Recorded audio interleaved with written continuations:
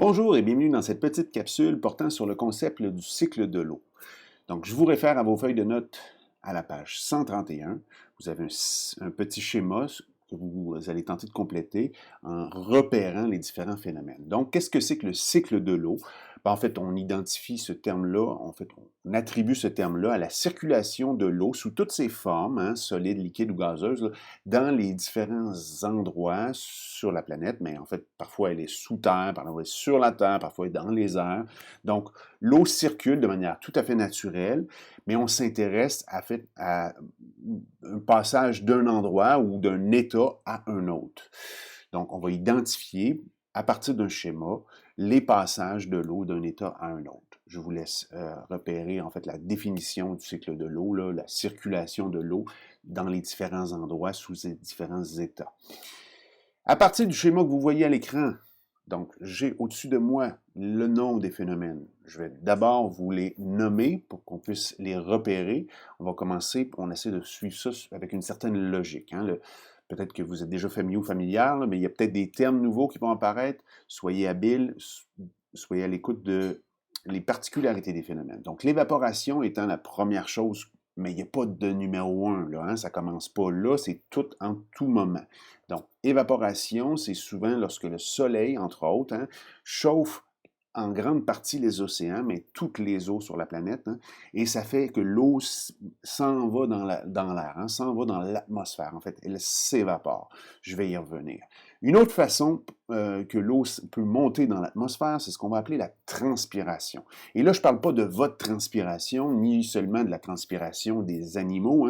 On peut parler, entre autres, de la transpiration de tous les végétaux sur Terre. C'est vraiment considérable, c'est ne pas à négliger. Ça vient avec l'évaporation, donc on part de l'eau liquide et qui monte dans l'atmosphère comme ça. Donc quand l'eau monte en atmosphère, quand elle atteint une certaine altitude, elle va former des nuages et ce phénomène-là, on appelle ça de la condensation. Donc à partir du moment où est-ce que les nuages se forment, condensation, qu'il soit blanc ou gris, c'est de l'eau qui, en fait, revient à l'état liquide ou solide. Je vais y revenir. Lorsque les nuages sont suffisamment gros et qu'il se met à pleuvoir, en gros, en fait, quand les nuages recrachent de l'eau, mais c'est pas toujours de l'eau, pardon, c'est pas toujours de l'eau liquide, souvent ça peut être de la neige, de la glace. Donc, tout ce qui nous tombe du ciel, on appelle ça des précipitations.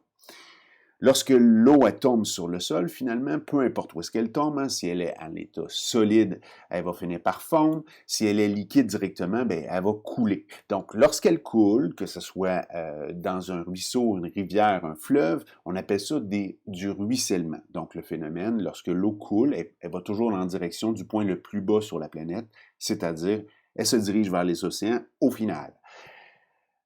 Dans son parcours, il y a plusieurs endroits où est-ce que l'eau va infiltrer le sol. Il y a des petites craques, il y a des failles, ça finit par pénétrer à l'intérieur du sol et l'eau va continuer à circuler sous terre. Il y a pratiquement autant de lacs et rivières en dessous de la terre, donc il ne faut pas les négliger. Et encore une fois, l'eau va juste se diriger vers le point le plus bas, qui, en général, c'est les océans.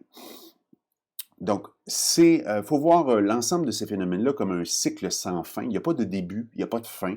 Puis, il n'y a pas une nécessité qu'un phénomène soit terminé avant qu'on passe au prochain. Là, tous les phénomènes se produisent en même temps, mais c'est juste que, dans le fond, il y en a qui se mettent à la suite les uns les autres. Là, vous avez vu, j'ai démarré avec l'évaporation, mais j'aurais pu démarrer à peu près n'importe où dans la boucle. Tout se passe en même temps sur la planète à différents endroits.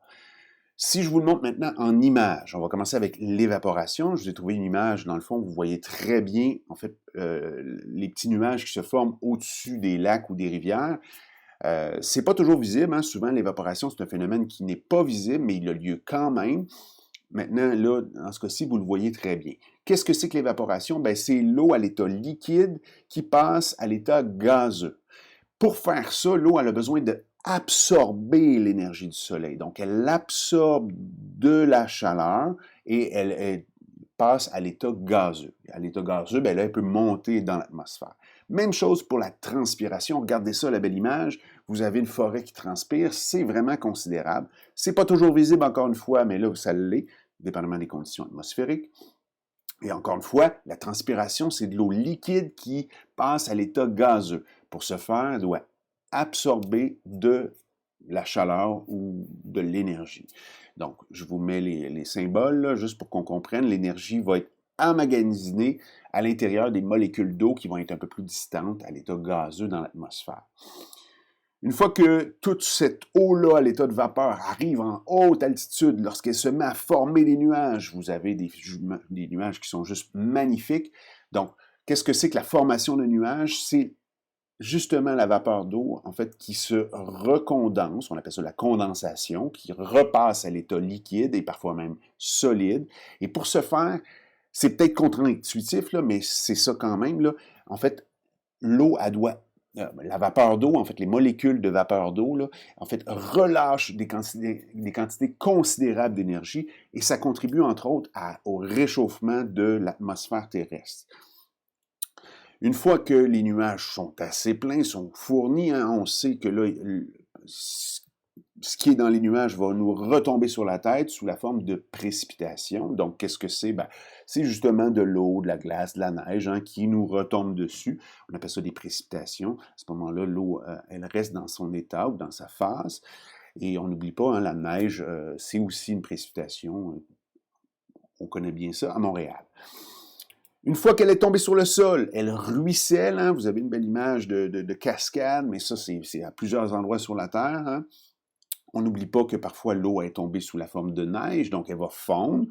Elle va à ce moment-là capter une partie de l'énergie du soleil pour fondre, mais pour finir dans les ruisseaux, dans les lacs, dans les rivières et au final dans les océans, puisqu'elle va ruisseler. Elle peut ruisseler sous terre, donc elle va passer par un état liquide et va pouvoir s'infiltrer dans le sol, va pouvoir circuler partout, à plusieurs endroits, hein, toujours en direction des océans, qui sont les points les plus bas, parce qu'au final, en fait, l'eau à l'état liquide va se ramasser là, dans les océans, et c'est une boucle sans fin sous tous ces états. Donc, le cycle de l'eau, c'est un peu ça. Là. On a fait un peu le tour, il y a différents phénomènes, il y a des échanges d'énergie, puis il y a des phénomènes qui se produisent après un autre phénomène, mais jamais il y en a un qui est à nommer en premier. Là. Donc, au bas de vos notes, je vous avais laissé 3 questions. Comment l'eau s'évapore dans le ciel? Si on a bien écouté, hein, ça s'appelle l'évaporation. Comment l'eau retombe sur le sol?